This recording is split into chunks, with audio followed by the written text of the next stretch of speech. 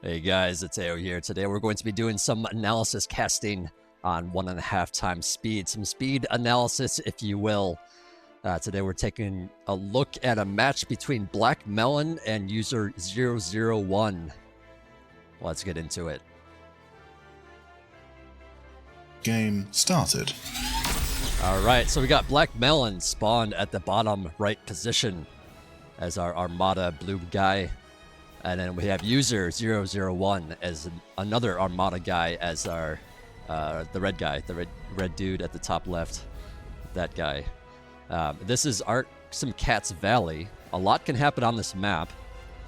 Do note that there is 3 ways to your opponent, and then there's also only 3 ways up to this high ground where you typically spawn. So, starting out, it's a bit of a macro map because of that. It's certainly a little bit more of a like 3 or 4, maybe even 5 player small teams kind of map. But you can certainly play it as a 1v1 map as well. Now, wind is quite good on this map, so wind turbines galore is what I like to see. Geo eventually. Mexes are, they vary in size a bit. You got your 1.8s, 1.9s, 2.1s, and so on. Looks like both players here going with the bot lab. Let me just make sure that I set speed properly. Okay. Sometimes it's hard to tell. I get so used to the 1.5 speed that it almost feels like it's normal. But yeah, okay. So Resbot first for BlackMelon. This is pretty common. You want to just, eat some of this metal in the back. Helps you just grow a little bit faster. Having a little bit of extra metal in the early game is really nice to be able to produce something like this construction turret. You do need enough energy to support it, so BlackMelon here, adding on a lot of energy before assisting that. You want something at least around 200-ish. Looks like he is going to assist right here, so he's a little bit lower, so he's going to be losing a little bit of metal, and then once that's done, just adding on some more, and then probably moving his commander out after that. It looks like user 001 already ahead of the game, has that construction turret out already, has enough energy as well, so a little bit quicker here. He has his con out here expanding. Commander's going out to expand as well. Meanwhile, BlackMelon, 2 cons expanding. Commander's still boosting. He's probably going to be moving out as soon as he loses his metal here. But yeah, so far just lots of ticks. A couple of pawns for defense, but mostly ticks for scouting and seeing what's going on across the map. All right, here comes the move out for BlackMelon. Commander moving out. This is a really nice LT position, by the way. It covers most of the ramps here.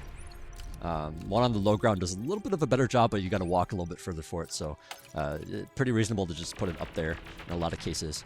But yeah, so far, both players doing a reasonable job defending on both sides. Or I should say defending and attacking on both sides. Ticks, really good defenders against fellow ticks because you need a unit that can catch those units that are moving around. So ticks mostly for defense, to be able to catch that is really good and good to see. Just helps with the defense so that you don't just like lose stuff because you're slightly out of position or whatever. But yeah, commander's out, expanding. User is a little bit further ahead in terms of metal income, but a little bit further behind in terms of army value, and that just has to do with the openers here. Actually, it seems to have to do with energy income here. User a little bit low on energy at the moment as the wind has dipped down. Meanwhile, BlackMelon has a bit more wind here. I think. Let's see, 13 over here, 10. Yeah, so that little bit of extra wind has helped him spend that metal, and now he has more units out and able to expand a little bit more freely, and just kind of has, had a bank of energy when that wind dipped down. So he's able to spend that metal regardless. Some raiding going on at the top here. Looks like the mexes were already taken out. I must have missed that. I apologize for that. But yeah, user doing what he can to defend. And has even added on some solars here with his commander at some point when the wind had died. Just to try to save his bacon. You don't want to be out of energy like ever, because that turns off mexes. You're producing a lot slower. Your metal starts working up, and then all of a sudden you need to build extra build power to be able to spend it instead of having your usual amount of build power. So really important to make sure you're balancing your resources. And BlackMelon has done an excellent job at that. Both these players in the 40 OS range, so very strong players here. 40 OS is kind of seen as you're one of the top players. You're like at least on the top like 100 player list when you reach something around 40. Actually, I believe it's like 35, maybe even. It's kind of tricky because the leaderboard OS is a little bit different than the in-game OS. Just kind of factors in your uncertainty a little bit harder. But yeah, both players certainly starting to have a lot of pawns out here at this point. BlackMelon trying to run across the map, trying to find some damage maybe, but I guess actually he's going to pull back and make sure that he doesn't take damage to try to defend against these pawns. Now there is this like little path through this pool here that you can run across with any unit actually. You just run through here and it's just like another path through.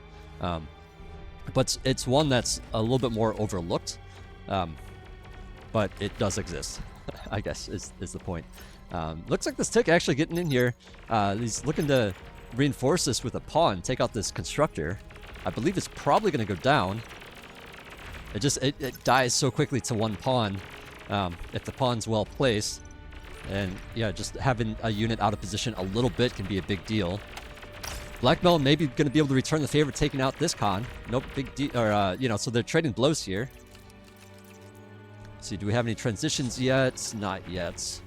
Oh, we do have a vehicle transition from BlackMelon. This is pretty common to transition pretty quickly on this map because you start working up a lot of build power pretty quickly.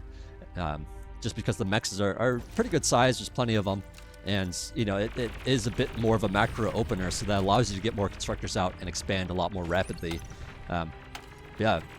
User here finding bits of damage, takes out a solar, a couple of mechs as well. So I think User is in a good position here, maybe simply because BlackMelon is transitioning into these heavier medium tanks, and that that's a bigger cost, the bigger powerful units, but it's harder to have enough units out when you make that transition to be able to stop this kind of thing. But now that the medium tanks are popping out and meeting these units on the front line, User is forced back. We have an air lab for User. We'll see what he does with this. He does have a bot lab still, so just cranking out lots of pawns, but also probably going to do something like Banshees, maybe a bombing run. We'll have to just wait and see what he does with that. Geo has been taken for both players, so just something to keep in mind. Geo is nice to have simply because wind can vary a lot on this map. 2 to 19 is pretty dynamic. Like if wind dips down to 2, that can be really hurtful. So having something a little bit more steady income like a Geo is really nice. And Geos are just very efficient in terms of metal cost. BlackMelon doing some damage to these medium tanks. Makes this hole in the center here, even has his commander positioned to keep that hole open. But meanwhile, User has a ton of pawns on this right-hand side here. And these pawns, it's hard for medium tanks to really do a ton of damage to pawns. There just can be so many pawns in comparison because the medium tanks cost so much more. They're really a unit that you want to have more in mass at some point. And in small numbers, it gets kind of difficult to do too much with them. They are quite tanky, so if he uses these just right, he could potentially, have the medium tanks tank the damage while the pawns run up and deal it. Looks like User, instead of engaging here, decides to run back. Of course, doesn't know how many medium tanks are back here. So it's just going to do the safe thing and just run and take out this position. Just to make note, his movement here went this way and then swung up here, and that makes it really hard for these medium tanks to, defend this location because they're all the way back here and chasing those pawns. So just a really nice move by User here to make sure that he's getting a lot of good damage that can't be reinforced as easily, and also just re-expanding at the bottom there quite rapidly. We do see this transport play. Okay, I almost missed it. There's lots of transports here. They have Centurions on them, and this is a power move. I love seeing this kind of stuff. I want to see more of this, especially on this kind of map where you have the room to do this kind of thing, and then all of a sudden it comes out of nowhere. You got these transports flying in, and BlackMelon's going to take a ton of damage from this because, you don't typically build anti-air until you know that there's air. And so if you're showing your air if the first time you're showing air is this like big transport drop, then all of a sudden it's like, oh, there's no anti-air, there's not enough defense, and BlackMelon here just taking so much damage. Even some Banshees to follow it up. I think just that big pressure of pawns really has helped him like gain this momentum, able to apply a lot of pressure while doing this, and all the metal income on this map has allowed for like, this kind of interesting play here. Now BlackMelon, typically in this position, like when someone goes air, you have the opportunity to do a lot of damage on the ground, but I don't think BlackMelon has worked up enough units to be able to really do that, and at the same time his base is in such ruins that he'd have to do massive amounts of damage. And then these Banshees just show up out of nowhere, and there's so many of them that it's really difficult to just run in there and do damage. But BlackMelon's going to need to do something. He's going to have to rebuild rather quickly here. He has some resbots out here, so he's going to be able to resurrect the bot lab, and that's huge because then you can get more resbots out. He does have a constructor out here as well. Looks like he's going for mexes. I feel like in this position, though, you kind of want to get more build power. You kind of want to rebuild those nanos ASAP, and your energy, of course. So I don't think he really needs to build these on at the moment, and I think that's a big mistake in terms of trying to get back into this game.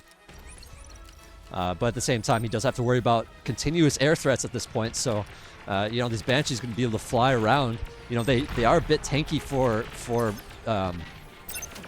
gunships. So, being able to take out some of these nettles is certainly a good way to just like keep your opponent, or forcing your opponent to keep building anti-air, and make it hard for them to rebuild after taking so much damage. Meanwhile, in the center of the map, we have a big fight here as well. Lots of Centurions again, and I just want to say that, like, in terms of usage for Centurions, this is exceptionally good. A lot of players will just kind of build them and send them across the map, and it's like there sometimes isn't enough rhyme or reason to it. But in this case, because he's done so much damage, this is a nice big power play to just run through the middle like this. It's certainly a slower push than doing pawns, but if you catch your opponent off guard and just show up with all these Centurions, then you can do some good damage with it. So yeah, I think BlackMelon's basically out of the game at this point, but we'll have to wait and see if he rebuilds enough or quick enough to get back in here, because it is really hard to end the game solely with air. I mean, you can take a bombing run, lose your base and stuff, and GG after that, but if you keep playing after that, there is a chance to maybe come back. But at the same time, in this particular case, BlackMelon has taken just so much damage that I don't think he's going to be able to do much at this point. Commander getting sniped even at this yeah, Commander cloaked and trying to get away here, but yeah, there's just too many units and Banshees that I'm the game's basically over. All right, there it is. The Commander goes down, and user 001 takes the win. But anyways, I hope you guys enjoy my speed analysis here. If you guys do enjoy it, leave a comment. Let me know. Let me know what I can improve too. I'm all for some constructive criticism. So let me know what I can do better. Anyways, I'm Zeteo and signing out. Hope to catch you guys in the next one. Thanks for watching.